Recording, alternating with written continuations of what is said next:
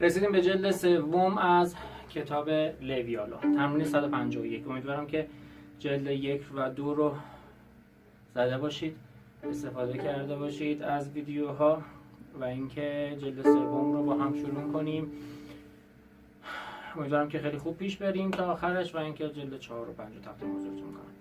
تمرین 151 و 152 برای حالتهای صدایی هست، یعنی تمرینی بکنیم که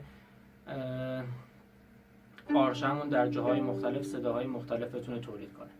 ممکنه معلم‌ها و اساتید مختلف این دو تا تمرین رو جورای دیگه توضیح داده باشن، ولی من حالا به شیوه خودم عرض میکنم خدمتتون که ما وقتی که شروع میکنیم حالت صدایی که ایجاد کنیم یه بار همه رو قوی بزنیم، یعنی حالت فورته. یه بار همه رو پیانو بزنیم خیلی نرم. یه بار صدا از پایین بیاد بالا. یه بار صدا برعکس از بالا به پایین، یعنی کرشندو و دیکرشندو. و اینکه صدا از پایین بیاد بالا و دوباره تموم شه. یعنی چند تا حالت مختلف برای این دو تا تمرین باید بتونیم داشته باشیم. ریتم 4 ضربی فا ماژور هست، چیز خاصی نداره، سی بمول سرکلیدمونه. اول همه رو میخوایم که با آرشه راست بزنیم. 3 4 میشه 1 2 3 4 1 2 3 4 1 2. سعی کنید اینجا که میذارین بینش این صداها نیاد، ایرادی که بعضی از بچه‌ها دارن. 3 4 1 2 3 4 1 2 3 4. یه خطش رو از هر تمرین میذاریم که حالتهای مختلفش رو نشونتون بدم.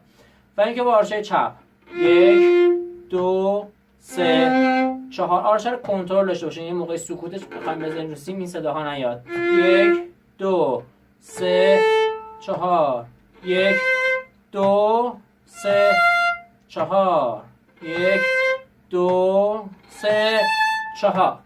حالا همین رو با آرشه راست میزنیم، صدا از پایین میاد بالا. 1 2 3 4 نرم 1 2 نرم شروع شه. و اینکه طول آرشه رو بیشتر میکنیم، یعنی اولش انقدر میاد، چون هرچی طول آرشه بیشتر باشه آرشه بیشتر مصرف کنید حجم صدا هم بیشتر میشه. 1 2 3 4 1 2 3 4 1.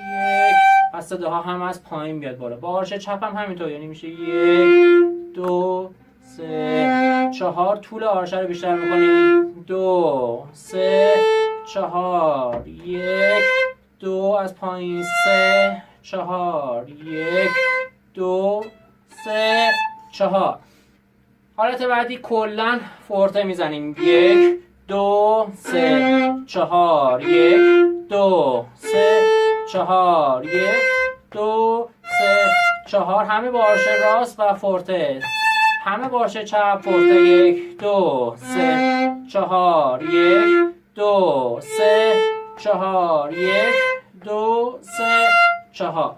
همه با آرشه راست پیانو. 1 2 3 4. مترونوم همونه، زمانمون عوض نمیشه، فقط صدای نرمتر میدیم. 2 3 4. دو تا حالت هم داریم برای صدا که آرشه هرچی به سمت گریف نزدیکتر بشه صداها پیانوتر میشن، هرچی نزدیک خرک بشه صداها فورته. همینا رو بزنید با آرشه چپ پیانو. 1 2 3 4 1 2 3 4. پیانو نرم. 1 2 3 4 1 2 3 4 1 2 3 4. حالا میخوایم صدا رو از بالا بیاریم پایین. 1 2 3 4. یعنی ته نوت صدای نرمی داشته باشه، از بالا صدا میاد پایین. و اینکه آرشه چپش هم همینطور. یه تمرین دیگه خالی انجام بدیم، مثلا روی سیم ر، همه رها بالا. 1 2 3 4. همه رها نرم، یه ذره نزدیک گریف میبریم و اینکه حجم آرشه رو کمتر میکنیم، طولی که برای آرشه استفاده میکنیم کمتر. حالا صدا از پایین بیاد بالا، ذره ذره حجم بیشتری از آرشه رو مصرف میکنیم. صدا بیاد بالا. حالا برعکس از بالا بیاد پایین. دوباره بالا نرم بیاد پایین، بالا بیاد پایین. حالا از پایین بیاد بالا، دوباره برگره پایین، از پایین بیاد بالا، برگره پایین. چیزی که تو تمرین پس 153 هم با هم کار میکنیم. پس صدا از پایین میاد بالا برمیگرده. یکی از عواملش انگشت اشاره یک کمی فشار میدیم رو سیم، کمی.